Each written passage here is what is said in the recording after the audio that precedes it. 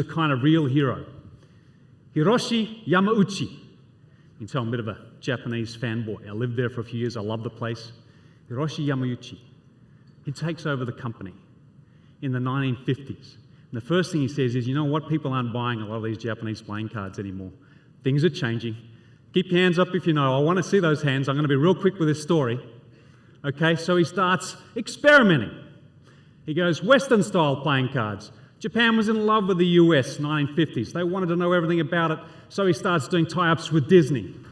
And that lasts for a little while, then that runs out of energy, and he starts experimenting in a whole new area. He gets into taxi cabs. He gets into instant rice. He gets into hotels that rent rooms by the hour, love hotels, which are very popular in Tokyo, even today. Very successful business. Not for him, though. He kind of failed at all three of those. He also got into toys. With this particular one, he sold like 1 million units. It's called the Ultra Hand, one of those little grabber things. Ultra Hando. Did very well with that. But that didn't last. He's still looking, branching out. What can we do? What can we do differently? Video games come out. He gets the first distribution rights in Japan. Hands up, who knows who it is now? Lots more of you. Right now, I'm going to go real fast because things started to go fast for these guys. He gets into his own video games. Hey, Atari comes along, smashes the business, so he goes into arcades, invents Donkey Kong. Now we're getting really big organisation. Then he gets into a whole new franchise with Game Watchers, Super Mario Brothers. I'm coming over here to share the love a little bit in this corner of the room. Now we know, right? Super Mario Brothers. Someone call it out to me. We know who it is, right? Nintendo, right?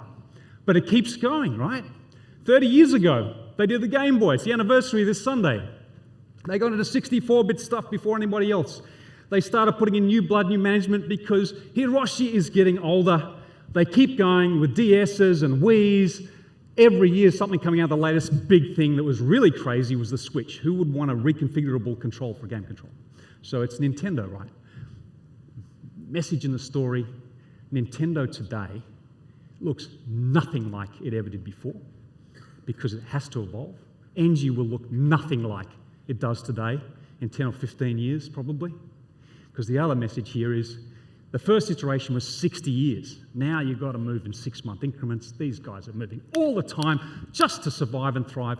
We have to evolve faster, right? That's the key. If I think of innovation culture and the purpose of it, it's because we have to evolve faster. And I went through a day of briefings there until an executive took me aside and said, Bruce, you're all wrong. Everyone's wrong. You're wrong. It's not about that. I'll show you why we're going to win. And she pulled up a little interface, and this is what it looked like in 2004. You know, customer screen via the web. She said, this is live. There's a new menu option we put up this morning.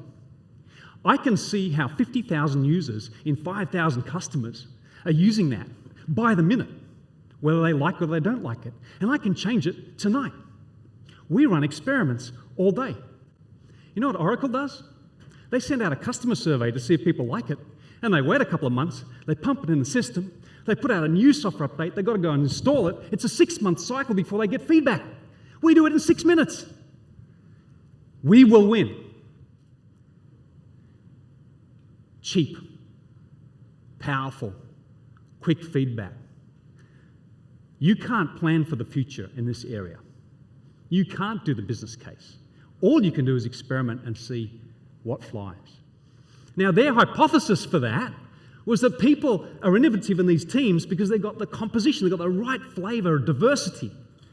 We got the Australian and the American and the German, or we've got the mathematician and we've got the computer scientist and we've got the creative guy and the sales. It's something to do with that chemistry which makes these teams amazing.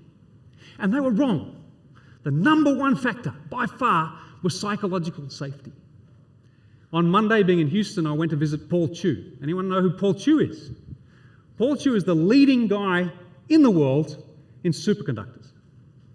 And right here is where the Texas Center of Superconducting is. They're doing all that work to raise the temperature of superconducting cable, which I know you guys love, sort of love, because we really do want to transmit electricity across long distances on a lossless basis, because that would solve a lot of problems. But we're kind of out of love with it, right? because we have to run, it only works when it's cold, so we have to run these jackets, my little illustration top left, we have to run liquid nitrogen down it, so we lose some of that energy with refrigeration plants. It's not that exciting. It hasn't been that exciting for 30 years. We're almost economic.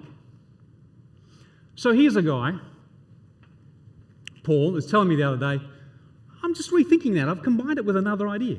2 half-baked ideas, right? He says, what if I didn't run liquid nitrogen down the jacket? What if I said liquid hydrogen down the jacket? It takes more refrigeration to make that work. I lose a bit more, but it means I can run a lower quality superconductor because it's colder. I don't have to raise the temperature so much. So that costs less. And you know what? Now we're combining transmission of hydrogen power as well. These guys are worth billions. They're all worth billions now. It's going on everywhere. We've got a whole aerial taxi industry about to evolve. Singapore's conducting trials this year. You'll be doing it out of Dallas-Fort Worth Airport in another year and a half, 2 years with Uber. Believe it or not, it's all sort of happening. They're all students running these companies out of that competition. You can trace the lineage back. And then, of course, there's trucks as well, 18-wheelers. By the way, what do you feel when you see this? How does that make you feel? Make you feel kind of like, they crashed one of these, didn't they? Someone got killed, right? An Uber.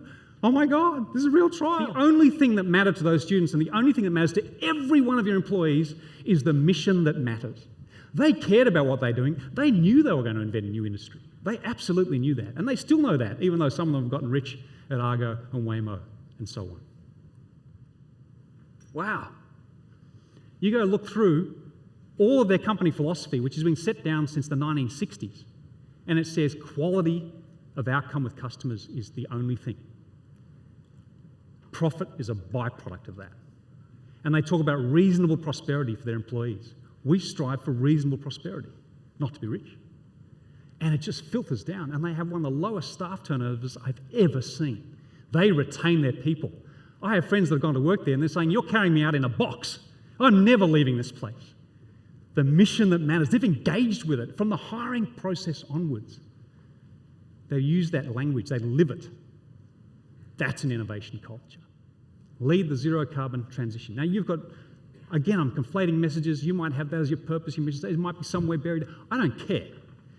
That's the stuff that makes the blood boil. That's the stuff that if you communicate every day, it should be on the bottom of every business card as far as I'm concerned. It should be in every meeting. It's something you bring up with every employee whenever you're reviewing.